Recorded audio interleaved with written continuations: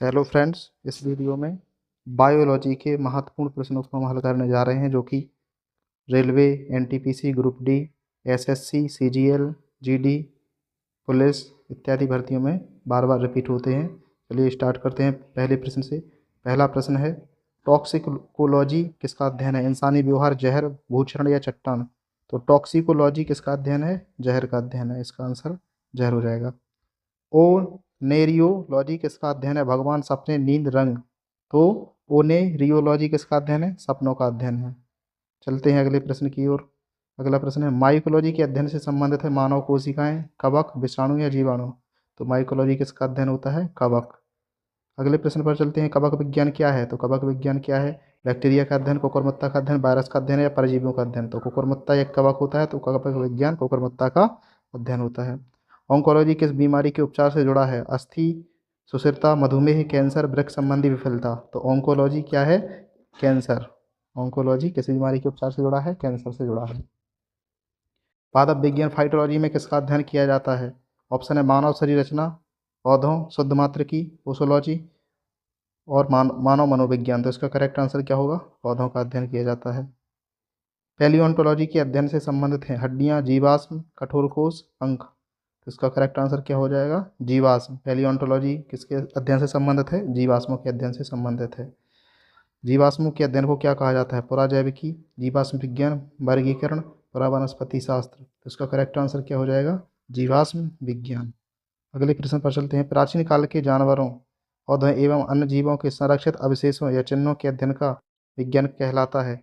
निर्विज्ञान, पुरातत्व विज्ञान, जीवाश्म विज्ञान या औषध विज्ञान? तो देखिए, आपको कहा गया है प्राचीन काल के जानवर, पौधे, अन्य जीव। तो इसका करेक्ट आंसर क्या हो जाएगा? जीवाश्म विज्ञान, पैलियोंटोलॉजी। अगले प्रश्न पर चलते हैं, डैश लिखित दस्तावेज है जो एक मानव विज्ञानी संस्कृति का चित्रण दर्शाते अनुसंधान से तैयार करता है? तो इसका correct answer ethnography, cultural relativism, ethnocentrism, ethnobotany? तो इसका करेक्ट आंसर क्या हो जाएगा? एथनोग्राफी। अगला प्रश्न है, स्वरोलॉजी का अध्ययन है मच्छर, छिपकली, तिलचट्टा या सांप? तो स्वरोलॉजी किसका अध्ययन है? छिपकली का अध्ययन है। अगले प्रश्न पर चलते हैं, इनमें से कौन सा मकड़ियों का अध्ययन है? आर्कनोलॉजी, एंथ्रोपोलॉजी, एपियोलॉजी, साइनोलॉजी? तो इसका करेक्ट आंसर क्या हो जाएगा? आर्कनोलॉजी किसका अध्ययन है? मकड़ियों का अध्ययन है। तत्वों और मानव जैसी प्रजातियों जैसे कि बंदर, बानर, वनमानव आदि के व्यवहार का अध्ययन है एंथ्रोपोलॉजी, एथनोबॉटनी, प्राइमेटोलॉजी, एपोलॉजी? तो इसका करेक्ट आंसर क्या हो जाएगा? प्राइमेटोलॉजी। विज्ञान की एक शाखा जो जीवन या पृथ्वी से परे मौजूद जीवन की संभावनाओं से संबंधित है, उसको क्या कहा जाता है? एंटोमोलॉजी, एक्सोबायोलॉजी, माइकोलॉजी या जीवाश्म विज्ञान? तो करेक्ट आंसर क्या हो जाएगा? एक्सोबायोलॉजी विज्ञान की एक शाखा है जो जीवन या पृथ्वी से परे मौजूद जीवन की संभावनाओं से संबंधित है। जंतु विज्ञान किसका अध्ययन है? ऊर्जा का, फलों का, विषाणुओं का, जानवरों का? तो जंतु विज्ञान किसका अध्ययन है? जानवरों का अध्ययन है। जीवों के वर्गीकरण से संबंधित जीव विज्ञान की शाखा को क्या कहते हैं? वर्गीकरण विज्ञान, नॉथोलॉजी, शरीर रचना विज्ञान और सरोविज्ञान? तो इसका करेक्ट आंसर क्या हो जाएगा? वर्गीकरण विज्ञान।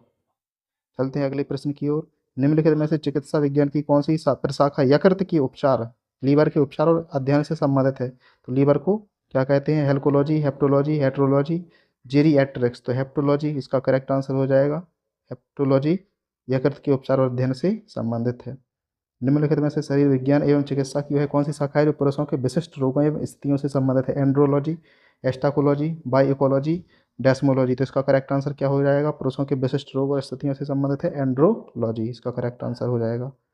जीवित चीजों पर मृदा के प्रभाव का अध्ययन मृदा विज्ञान की किस शाखा के अंतर्गत किया जाता है? Andrology, edaphology, agrobiology, desmology? तो इसका करेक्ट आंसर क्या हो जाएगा? एडाफोलॉजी जीवित चीजों पर मृदा के प्रभाव का अध्ययन करता है। पौधों में बीमारियों का अध्ययन और वह तरीका जिससे पौधे विरोध करते हैं या संक्रमण से सामना करते हैं कहलाता है विकृति विज्ञान, क्रिया विज्ञान, फाइटोपैथोलॉजी, ऑटोमार्फोजेनेसिस? इसका करेक्ट आंसर क्या हो जाएगा? फाइटोपैथोलॉजी। निषेचन, विकास, विभाजन और विभिन्नता के अध्ययन को किस नाम से जाना जाता है? तो ऑप्शन है भ्रूण विज्ञान, फिजियोलॉजी, आनुवांशिकी, क्रमागत उन्नति? तो करेक्ट आंसर हो जाएगा भ्रूण विज्ञान में निषेचन, विकास, विभाजन और विभिन्नता के अध्ययन का किया जाता है। जंतु विज्ञान की किस शाखा का मानव जाति के समाजशास्त्र के अध्ययन से गहरा संबंध है? एम्ब्रियोलॉजी, जूजोग्राफी, फिजियोलॉजी या एंथ्रोपोलॉजी? तो इसका करेक्ट आंसर क्या हो जाएगा? एंथ्रोपोलॉजी, निर्विज्ञान या मानव विज्ञान।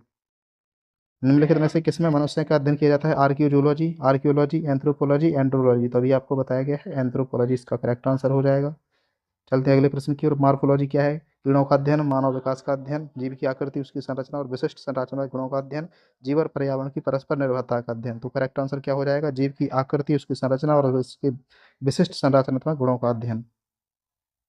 हीमेटोलॉजी का अध्ययन किससे संबंधित है? पौधे की प्रजनन प्रणाली, रक्त, जानवरों के खान पान की आदत, हड्डियां। तो हीमोटोलॉजी रक्त से संबंधित है। निम्नलिखित में से कौन सा शब्द पशु व्यवहार के जैविक अध्ययन का सबसे अच्छा वर्णन करता है? इटियोलॉजी, एथनोलॉजी, एंटोमोलॉजी और इथोलॉजी। तो इसका जो करेक्ट आंसर होगा वो हो जाएगा इथोलॉजी। चलते हैं अगले प्रश्न की ओर। सेरीकल्चर किससे संबंधित है? मधुमक्खी पालन, पौधों का विकास, रेशम के कीड़ों का पालन, मत्स्य पालन। तो इसका जो करेक्ट आंसर हो जाएगा सेरीकल्चर, रेशम के कीड़ों का पालन, इसका करेक्ट आंसर हो जाएगा। सेरीकल्चर निम्न से किससे संबंधित है? तो सेरीकल्चर अभी आपको बताया है, रेशम की खेती से संबंधित है।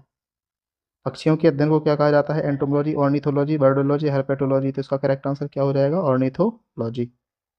अगले प्रश्न की ओर चलते हैं। पक्षियों के अध्ययन को क्या कहा जाता है? तो पक्षियों के अध्ययन को क्या कहा जाता है? ऑर्निथोलॉजी। एपिग्राफी का क्या अभिप्राय है? कंकालों का अध्ययन, शिलालेखों का अध्ययन, मानचित्रों का अध्ययन, सिक्कों का अध्ययन। तो एपिग्राफी किसका अध्ययन होता है? शिलालेखों का अध्ययन को क्या कहते हैं? एपिग्राफी। विटीकल्चर क्या है? सब्जियों की खेती, आम की खेती, अंगूर की खेती, फूलों की खेती। तो विटीकल्चर किसकी खेती है? अंगूर की खेती को विटीकल्चर कहते हैं। कोशिकाओं के अध्ययन को क्या कहा जाता है? Serology, cytoplasm, cytology, etiology. तो इसका करेक्ट आंसर क्या हो जाएगा? साइटोलॉजी कोशिकाओं के अध्ययन को कहा जाता है। सब्जियों, फलों और फूलों जैसी उच्च मूल्य वाली फसलों की खेती को क्या कहा जाता है? सेरीकल्चर, पिसीकल्चर, एपीकल्चर या हॉर्टिकल्चर। तो इसका करेक्ट आंसर क्या हो जाएगा? हॉर्टिकल्चर। जीव विज्ञान की कौन सी शाखा वंशानुक्रम पैटर्न के माध्यम पर केंद्रित है? विकासीय जीव विज्ञान, मानव शास्त्र, अनुवांशिकी या जैव प्रौद्योगिकी। तो जीव विज्ञान की कौन सी शाखा वंशानुक्रम पैटर्न के माध्यम पर केंद्रित है? तो उसका करेक्ट आंसर क्या हो जाएगा? आनुवांशिकी।